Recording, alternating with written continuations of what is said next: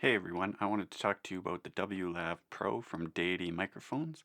I just got it the other day, and so far I have an issue with it, and I wanted to take a moment and show you what it was exactly.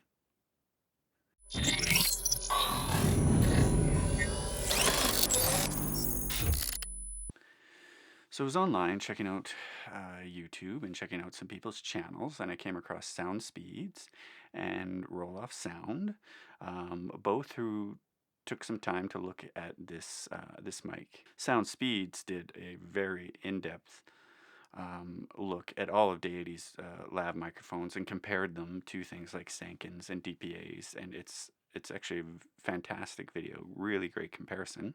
And then Roll Off Sound, he just took it outside, he took it in his car, and he gave his sort of opinion of the mic. So they both had two different setups.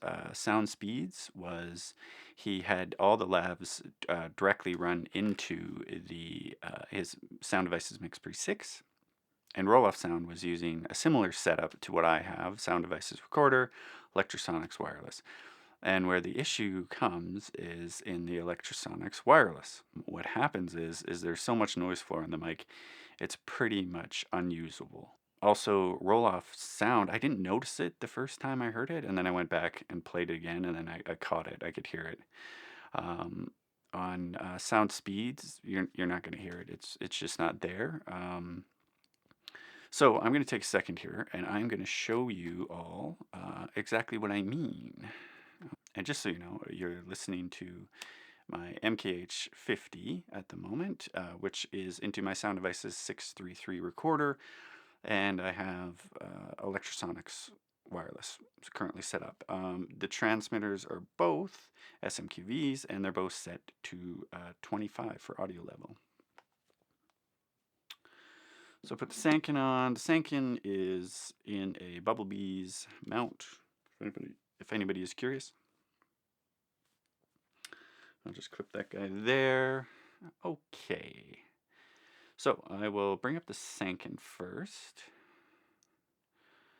Actually, sorry, let me put my headphones on, but I gotta make sure this time that it doesn't mess up my hair.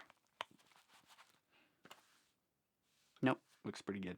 Okay, so let's bring up the sound devices, or let's bring up the Sankin. Just kill the boom. Okay, so now you're listening to just the Sankin. And now if I crank it up, so this is kind of normal level for the Sankin, but when I bring it up, you will hear some noise floor on this mic, but you really got to crank it.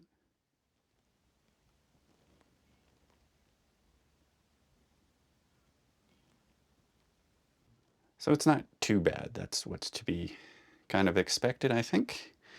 But now I'm going to show you what the W.Lav Pro sounds like. I'm going to just turn it up to normal level.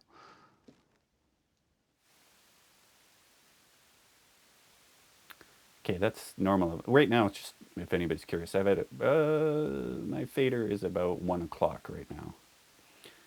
Okay, and then as you can notice, quite a difference in sound between the two. I don't think this one sounds terrible. Obviously, it does not sound as good as the Sankin. But here, let me crank it. Like even at this, you could hear the noise floor on this mic. Like it's.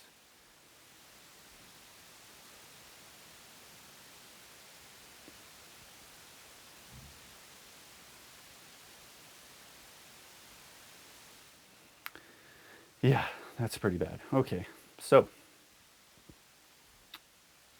let's just kill that and bring the boom back up.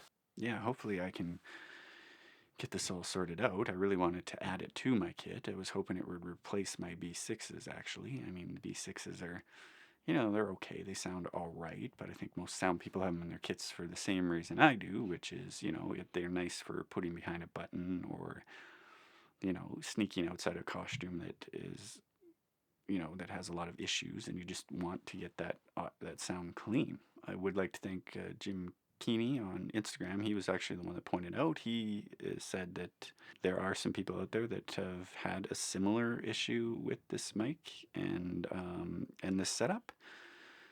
But if anyone is watching and has this set up and it does work for them, please let me know, because I want to know if it's just a bad mic that I have, or if it is an actual issue. It might be just a wiring issue. I'm wondering if it's just within the microdot connector that the wiring between the two isn't correct. Great news, everyone. Andrew from Deity Mics did get a hold of me. I originally had the video up. I had to take it down because of an editing issue. He had seen it, wanted to let me know that yes, they were aware of the issue, that it was the connector and the wiring, and they are fixing it. He also wanted me to hold off posting this video until I got the new connector, so you could all hear the mic properly. Fair enough. But I think I came up with another solution. Because it's a microdot connector, I bought the proper connector to run it into my Zoom F1 recorder, a little 2-track digital recorder. So that's what we're listening to. I think the mic sounds great. I'm happy to have it in my kit and to take it out in the world and test it out.